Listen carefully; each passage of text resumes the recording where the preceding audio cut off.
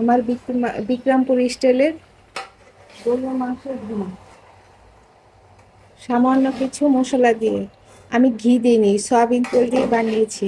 টক দই দিইনি, চিনি দুধ কিছুই লাগেনি।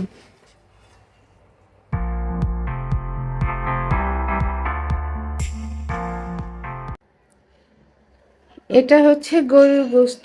এই গোস্তগুলো আমি ভুনা করব। এখানে 3.5 কেজি গোস্ত আছে। আমি সবগুলা গোস্ত ভুনা করব অল্প কিছু মশলা দিয়ে। খুব মজা হবে, অসম্ভব টেস্টি। আমি এখন গোস্তটা মাখাবো। আমার লাগতেছে আদা রসুনের পেস্ট, মরিচের গুঁড়া, গরম মশলার গুঁড়া। এটা আমি নিজে করেছি। এখন আমি এই গোস্তগুলা মাখাবো। আমার এখানে 3 কেজি গোস্ত আছে। এর মধ্যে আমি 1 কেজিতে 2 চামচ করে মশলা দিব, গুঁড়া মশলা দিব।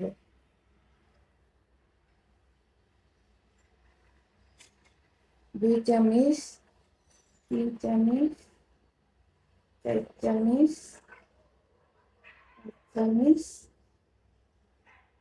মরিচের গুঁড়া তো 5 চামচই দিলাম, ঝাল বেশি হয়ে যাবে।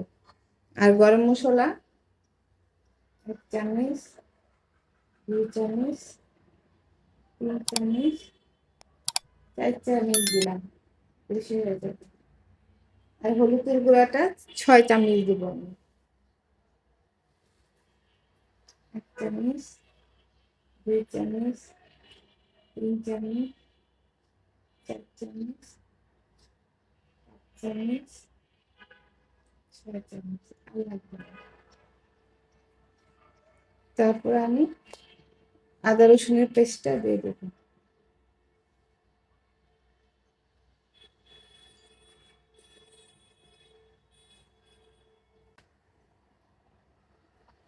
আমি লবণ দিয়ে দিচ্ছি। এখন আমি জিনিসটা দেবো না। আমি তেলটা গরম করে পেঁয়াজটা ভাজা ভাজা করে এই গোস্তগুলো ছেড়ে দিব।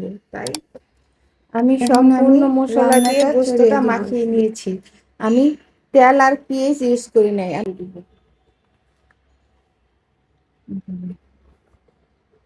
এই সব মশলা দিয়ে আমি গোস্তটা লবণ দিয়ে মাখিয়ে নিয়েছি।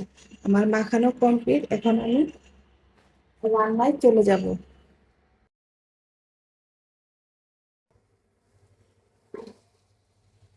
আমি পেঁয়াজটা ভাজা হলে গোস্তটা ছেড়ে দিব। আমার পেঁয়াজটা তেলে ভাজা ভাজা হয়ে গেছে। এখন আমি কিছু গরম মশলা দিয়ে দিব।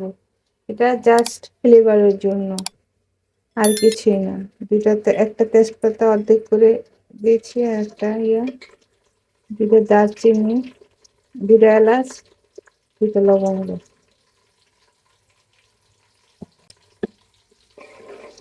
পেস্টটা ভালো ভাবে হয়ে গেছে। এখন আমি গোস্তটা ছেড়ে দিচ্ছি।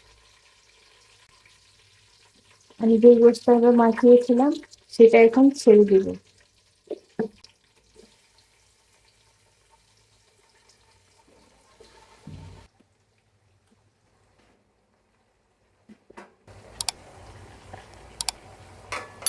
এই মশলাতেই আমার গোস্তটা কষানো হয়ে যাবে।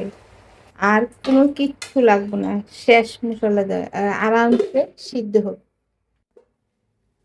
আমি 3 কেজি গোস্তে 1 কেজি গরম পানি দিছি। আস্তে আস্তে গোস্তটা আমার সিদ্ধ হয়ে যাবে।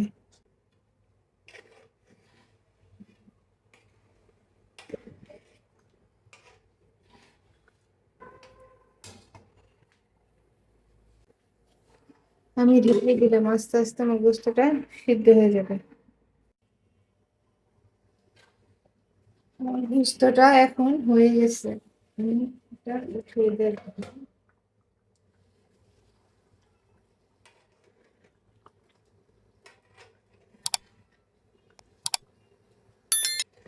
সম্পূর্ণ গোস্তটা আমার সিদ্ধ হয়ে গেছে।